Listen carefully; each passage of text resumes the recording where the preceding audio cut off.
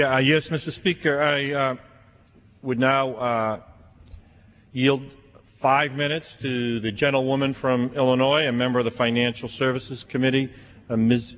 Bean. The gentlewoman is recognized. Thank you, Mr. Speaker. I thank my colleague, the gentleman from Massachusetts, for yielding. I rise today in support of H-Con Res 63 and in opposition to the proposed troop surge in Iraq. When I visited Iraq in 2005, like the soldiers I met there, I was hopeful that democratic elections would allow Iraq to move forward as a unified sovereign nation.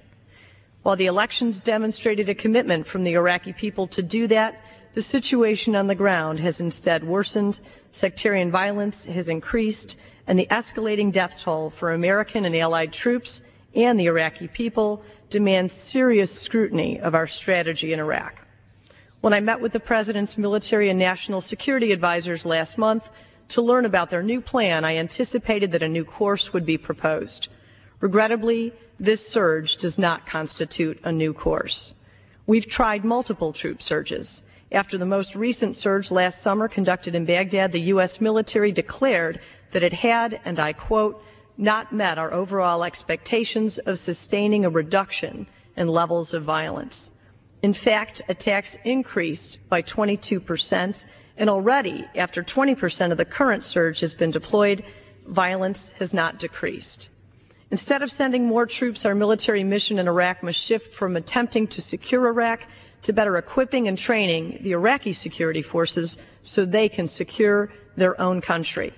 Like most Americans, I've supported the President's objective that we will stand down as the Iraqis stand up.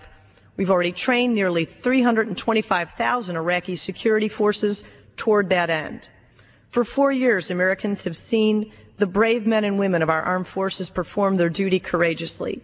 We've seen over 3,100 American husbands, wives, mothers, fathers, sons, and daughters make the ultimate sacrifice, including 116 servicemen and women from my state of Illinois.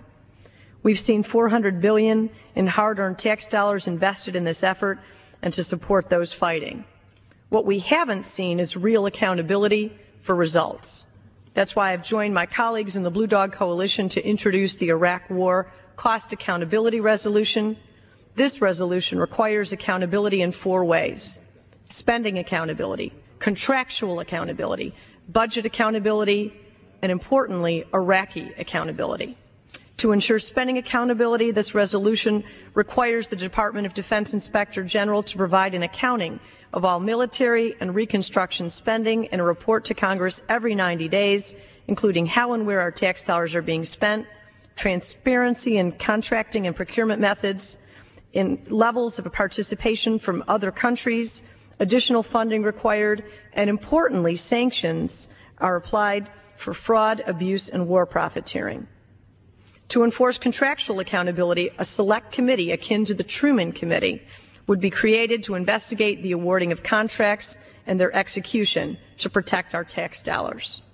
To provide budget accountability, this resolution requires funding requests for the war in Iraq in fiscal 2008 and beyond must come through the regular appropriations process, not continued emergency supplementals. And to demand Iraqi accountability, the administration should firmly condition further American financial and military support upon steady and measurable improvement in Iraqi progress towards principal responsibility for internal security in Iraq. Mr. Speaker, increasing the number of troops without increasing the level of accountability perpetuates the same policy that has led to this crisis in Iraq.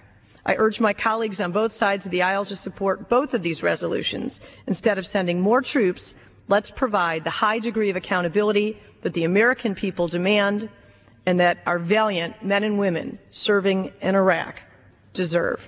I yield back the balance of my time.